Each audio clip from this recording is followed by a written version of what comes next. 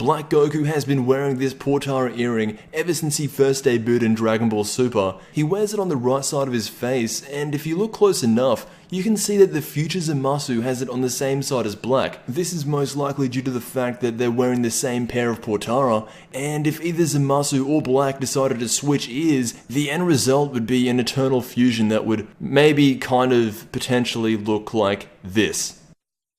The first glance that anyone ever saw of Black Goku was this image right here, and I was very excited when I saw this, not only because for the past month prior to this image were we in filler, but because of that shiny piece of material on his right ear. The Portara method of fusion has always been my favourite way to fuse because most of, if not all the time, it will come out with the stronger being. However, a lot of people, including myself, were questioning if this was even a Portara earring, just because if we go back to Vegito's, they were yellow, and this is clearly green. However, all those doubts have been solved. Zamasu is from Universe 10, and it does make sense that the Portara over there would be a different variation of colour. The ultimate question now is who will fuse with Black Goku? It can't be Zamasu. If Black Goku was going to fuse with Zamasu, or should I say if Zamasu was going to fuse with Black Goku, why hasn't he done it? They have all the ingredients they need, so I can only imagine that they're just not going to fuse. Now, we still don't know where Black Goku came from, how he was conceived, and his connection to Zamasu still has a lot of unanswered questions. I just want to start off by saying,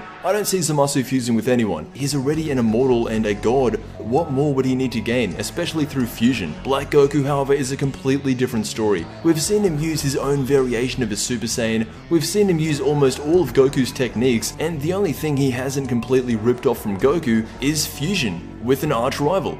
I think that Zamasu played a major role in the creation of Black Goku. I mean, think about it. Zamasu is and has been trained in the role of God of Creation. He and Black Goku share the same ideals, they've got the same pair of Portara, and if we're going off of that, who's to say he couldn't make another one? I like to think of the Black Goku arc a lot like the Cell arc. They both involve time travel. Zamasu in this case would be Dr. Gero, and similar to how Dr. Gero created the androids, Zamasu, although it's not confirmed, in my mind, he created Black Goku. Using that idea as a basis, let's pretend that Black Goku just isn't enough to overcome Beerus, Whis, and everyone else. As they inevitably grow stronger, Black Goku gets outclassed. What's stopping Zamasu from creating a Black Vegeta? Again, to be fair, he has been trained in the role of God of Creation, so it makes sense that he can create, and I'm assuming this makes the most sense. How he created Black Goku was from their first encounter. Zamasu took everything he knew about Goku and formed it into Black Goku, giving him his own ideals. The only problem is that he hasn't really met Vegeta. He's seen him, but I'm not sure that's enough to create a Black version.